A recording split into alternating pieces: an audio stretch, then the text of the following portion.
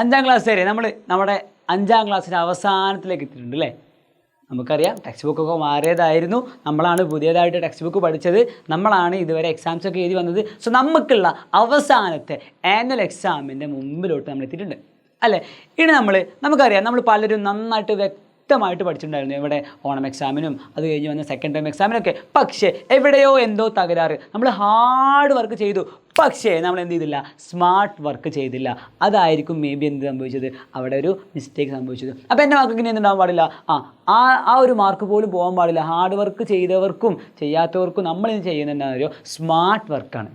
Okay, എന്ന് കരുതി നമ്മൾ വർക്ക് ചെയ്യേണ്ടതെന്നല്ല, സ്മാർട്ടായിട്ട് ട്രിക്കുകൾ ഉപയോഗിച്ച് ഇനി എങ്ങനെ എക്സാമിന് വരാം, ഇനി ഏത് ഭാഗത്തു നിന്നാണ് ചോദിക്കുക എന്നൊക്കെ നമ്മൾ നന്നായിട്ട് മനസ്സിലാക്കിയിട്ട് സ്മാർട്ട് വർക്ക് ചെയ്യാൻ വേണ്ടി പോവുക. സോ സാറിന് പറയുകയാണ് എങ്ങനെയാണ് നമ്മൾ സ്മാർട്ട് വർക്ക് ചെയ്യേണ്ടത്, അഥവാ സാറ് സയൻസിൽ ബേസിക് സയൻസിൽ നമ്മൾ എങ്ങനെ സ്മാർട്ട് വർക്ക് ചെയ്യണം എന്നുള്ളതാണ് മെയിനായിട്ട് ഈ വീഡിയോയിൽ പറയാൻ വേണ്ടി പോകണം. ഓക്കെ, സോ അതിലൊക്കെ ആദ്യമായിട്ട് നമ്മൾ പറയാൻ വേണ്ടി പോകുന്നത് അതിൻ്റെ വെയിറ്റേജിനെ കുറിച്ചാണ്. എന്താ വെയിറ്റേജ് എന്ന് പറഞ്ഞാൽ എല്ലാ ചാപ്റ്ററിനും ഒരേ വെയിറ്റേജ് അല്ല.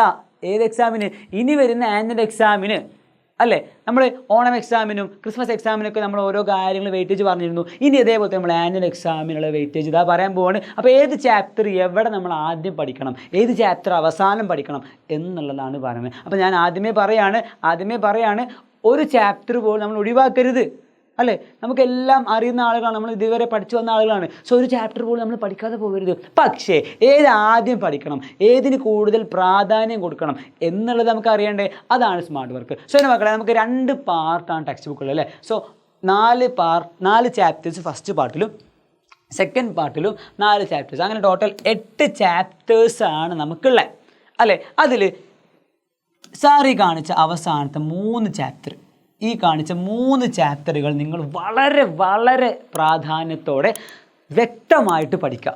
കാരണം ഈ 3 ചാപ്റ്റേഴ്സ് എന്ത് ചെയ്തിട്ടില്ല, നമുക്ക് ഇതൊരു ക്രിസ്മസ് എക്സാമിനോ അല്ലെങ്കിൽ ഓണം എക്സാമിനോ ഒന്നും ചോദിച്ചിട്ടുണ്ടായിരുന്നില്ല അല്ലേ. സോ ഈ ആനുവൽ എക്സാമിന് ഈ ഭാഗത്തു നിന്നായിരിക്കും മിക്കവാറും ക്വസ്റ്റ്യൻസ് വരിക എന്ന് കരുതി ഇതിന് മുമ്പോട്ടുള്ള ബാക്കിലേക്കുള്ള ചാപ്റ്റേഴ്സ് ചോദിക്കില്ല എന്നല്ല, ചോദിക്കും ചെയ്യും, ഉറപ്പായിട്ടും ക്വസ്റ്റ്യൻസ് ഉണ്ടാകും. പക്ഷേ നമ്മൾ ആദ്യം പഠിക്കേണ്ടത്, ഞാൻ വീണ്ടും പറയുന്നു, നമ്മൾ ആദ്യം പഠിക്കേണ്ടത് ഈ കാണിച്ച 3 ചാപ്റ്റേഴ്സാണ് അല്ലേ.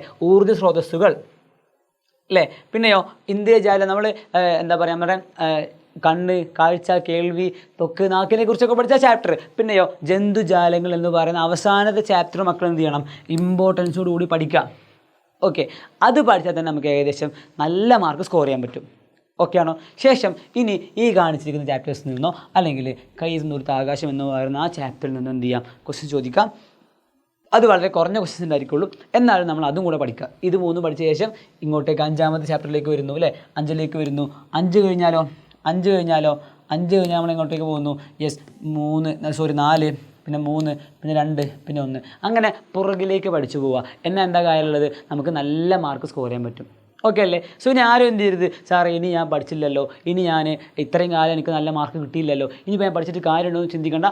കീപ് ലേണിങ്, നമ്മൾ എന്ത് ചെയ്യുക, പഠിച്ചുകൊണ്ടേയിരിക്കുക. Never stop learning. നമ്മൾ പഠിക്കുക എന്നുള്ളത് നിർത്താൻ പാടില്ല കേട്ടോ. ഇനി എന്നെക്കൊണ്ട് പറ്റുമോ എന്ന് വിചാരിച്ച് നിർത്തേണ്ട കാര്യമല്ല, നമുക്ക് പഠിക്കാം. നമ്മൾ എജ്യൂപോർട്ടിൻ്റെ മക്കളാണ്, നമ്മൾ മുർഷി സാറിൻ്റെ മക്കളാണ്. നമ്മൾ എന്ത് ചെയ്യും, വ്യക്തമായിട്ട് കാര്യങ്ങൾ പഠിപ്പിച്ച് തരും. നിങ്ങൾ എന്ത് ചെയ്യുക, കറക്റ്റ് ലൈവിലും നമ്മുടെ വാട്സപ്പ് കമ്മ്യൂണിറ്റിയിലും ഒക്കെ ജോയിൻ ചെയ്ത് ലൈവിൽ കാണുന്ന ക്ലാസ്സുകൾ വ്യക്തമായിട്ട് കേട്ട് ടൈമിൽ കേട്ട് അത് റിവൈസ് ചെയ്ത് അതിന് വേണ്ട നോട്ട്സ് വാട്സപ്പിൽ വരുമ്പോൾ അത് നിങ്ങൾ നോക്കി വായിച്ച് നന്നായിട്ട് എജ്യൂപോർട്ടിൻ്റെ കൂടെ കൂടിയാൽ മതി. നമുക്ക് ഉറപ്പായിട്ടും A ഗ്രേഡ് തന്നെ നമ്മൾ വാങ്ങിത്തരും എന്നുള്ളത് ഉറപ്പാണ്. ആ ഉറപ്പ് ആദ്യമേ നിങ്ങൾ തരികയാണ്.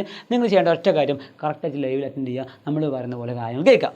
സോ നമുക്ക് എല്ലാവർക്കും A ഗ്രേഡ് തന്നെ നമ്മൾ അവസാനത്തെ പരീക്ഷയായ ആനുവൽ എക്സാമിന് കിട്ടട്ടെ എന്ന് ആത്മാർത്ഥമായിട്ട് സാറെ ആഗ്രഹിക്കുന്നു, പ്രാർത്ഥിക്കുന്നു. And all the very best for my മക്കൾസ്. ബൈ.